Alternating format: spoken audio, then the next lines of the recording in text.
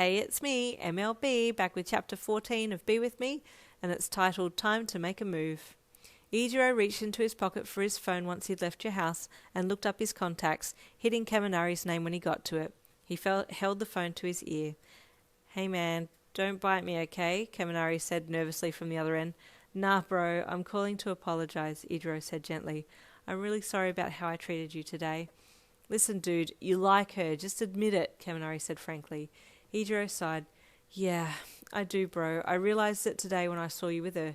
Like, I kind of had an idea that maybe I liked her more than friends before now, but I wasn't so sure, but then today confirmed it. Well, you need to tell her, dude. Don't keep holding out.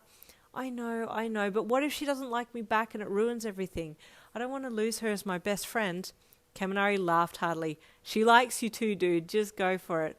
Bro, like every waking moment I'm thinking about her. Even when I was out with Suki, she'd still be on my mind. Am I crazy? Eijirou asked, opening up that little bit more.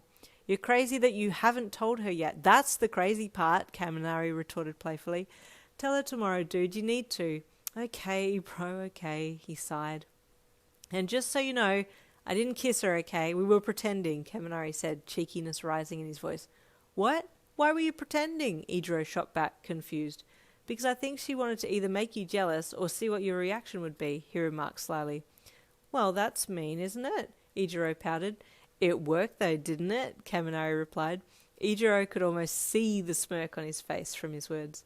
True, Eijirou said thoughtfully. Thanks, bro. I appreciate your advice. No problem, dude. Anytime. Eijirou smiled and hit end call, now just to figure out how to tell you that he liked you. The next day at school, he decided to test the waters. Now that he had told you that he wasn't with Suki anymore, you should be okay with being close to him, right? Lunchtime rolled around, and he met you for lunch as usual. Hey, Ikki, let's go eat on the roof like last time, he said brightly. Okay, you replied happily, following with your food tray. It was a really lovely day, and the gentle warm breeze was comforting and relaxing.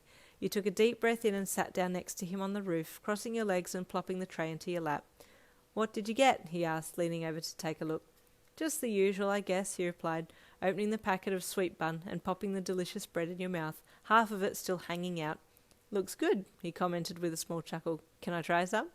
You nodded, but before you could rip the mouthful off and hand the bun to him for him to bite it, he leaned over and took a bite from the other end of it while it was still hanging in your mouth. Your noses touched momentarily, and you squeaked in surprise before bursting into a fit of giggles. Sorry, he laughed as he pulled back, chewing the mouthful. That's really yummy, though, he exclaimed.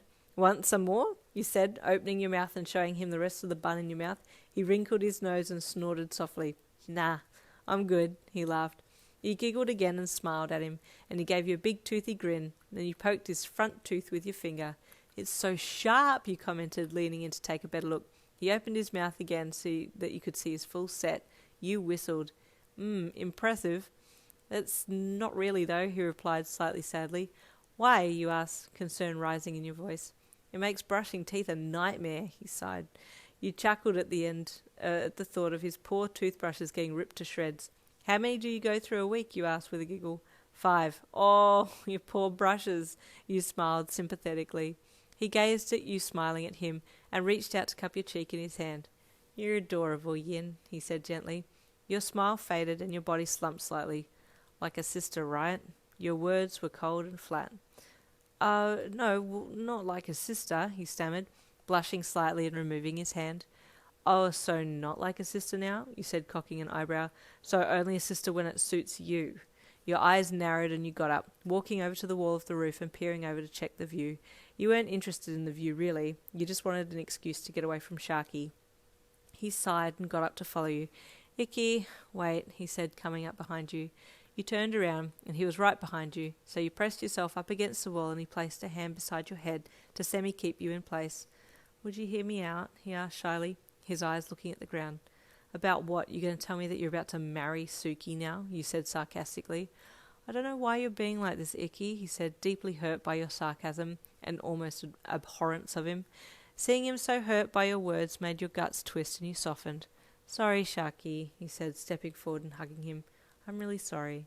He hugged you back, pulling you as close to him as possible. What's happening to us? Why aren't we getting along like we used to?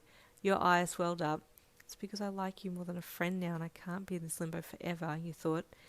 Yin, I want to tell you something that's been on my mind for a while now, but I've only just realised it, he started. Suddenly the bell rang. You jolted and looked up at him. He paused, mouth half open, not knowing whether to rush his words or save it for later. So you made the decision for him. Let's talk about this after school, okay? Come to mine, you said, smiling up at him. He nodded and begrudgingly let you go. You had to admit you really didn't want him to take his arms off you. And there ends chapter 14.